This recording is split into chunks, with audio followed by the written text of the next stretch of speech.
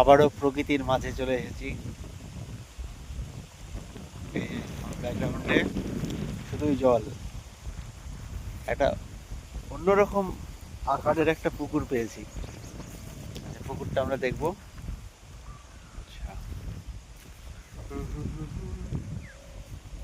একদম নিরিবিলি পরিবেশ, আশেপাশে বাড়িঘর সেমন নেই, একদম মাঠের মধ্যে পুকুরটা। পুকুরটার কি বিশেষত্ব আমি দেখাচ্ছি। পুকুরের আকারটা হচ্ছে অসাধারণ আকার। পুকুর পাড়টা আগে দেখতে হবে। আচ্ছা চলো দেখা যাক।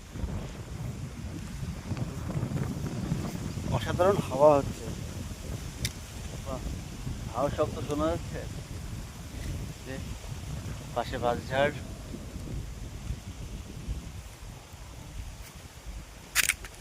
ঠিক আছে। পুকুরটা এই পাশে অতটা লম্বা, ঠিক আছে। আচ্ছা এটা তো নর্মাল, এই পাশটাই কেমন? ওই পাশটা, ওদিক দিয়ে পুকুরে একটা শাখা চলে গেল ওই পাশটা। আচ্ছা ভালো করে ভিডিও করছি আমি পুকুরটার। পুকুর এই পাশটা এতটা লম্বা, আর সবচেয়ে যেটা ইন্টারেস্টিং যে পুকুরের পাড়টা দেখতে হবে। এত খাড়া পাড় খুব কম পুকুরে দেখা যায়। এই যে এখান থেকে শুরু হয়ে কতটা নিচে জল, প্রচুর নিচে। বর্ষাকালে যদি এই পুকুরটা পুরো ভর্তি হয়ে যায়, প্রচুর জল ধরে এখানে।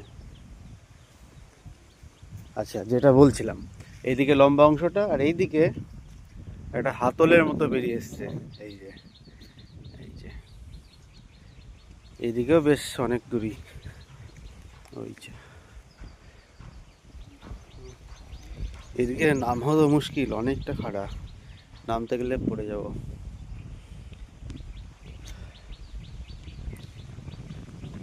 দেখে বোঝা যাচ্ছে যে পাড়গুলো কাটা হয়েছে রিসেন্টলি। যে এখানে বছর কত, মোটামুটি 2011-12 সাল অবধি এখানে পানের বরজ ছিল টোটালটা নিয়ে। এই টোটালটা নিয়ে এই পাশ ওই পাশ, ওই পাশে এখনো বরজ আছে দেখা যাচ্ছে। ওই যে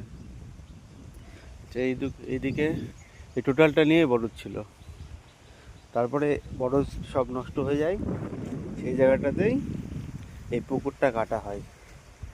অনেকটা গভীরভাবে পুকুরটা কাটা হয়েছে, বোঝা যাচ্ছে। প্রচুর মাটি বিক্রি হয়েছে যার জায়গাটা। এখানে মাছ চাষ হচ্ছে মনে হচ্ছে, জল পরিষ্কারই আছে। তো ওই পাশে যাব কি করে? ওই পাড় দিয়ে যেতে হবে। এখানে অনেক সাপ থাকার সম্ভাবনা আছে তো ঠিকই, আর অসাধারণ হাওয়া হচ্ছে এখানে, সুন্দর। একটা তাল গাছও আছে দেখছি পুকুর পাড়ে। আচ্ছা ওইদিকে কি আছে, যাই দেখি, একটু এক্সপ্লোর করা যাক কোথায় কি আছে। চলো আমার সাথে দেখা যাক কোথায় কি আছে, চলো।